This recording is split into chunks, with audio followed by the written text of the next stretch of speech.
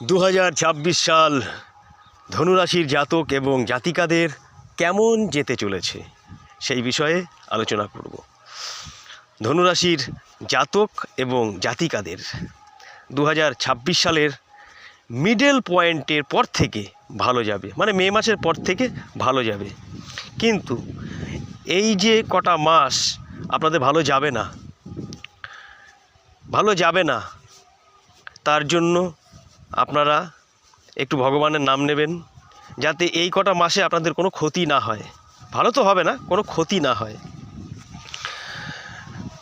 ধনুরাশির জাতক এবং জাতিকাদের অনেক দিন খারাপ গেছে, শনি সাড়ে সাতি ঢাইয়া, এতে খুব কষ্ট পেয়েছে ধনুরাশির জাতক এবং জাতিকাদের। তো ধনুরাশির জাতক এবং জাতিকাদের ভালো যাবে মে মাসের পর থেকে।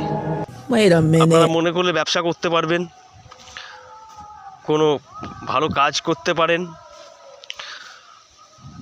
পড়াশোনা ভালো, বিবাহের জন্য ভালো, প্রেম জীবনও ভালো। কাদের ভালো?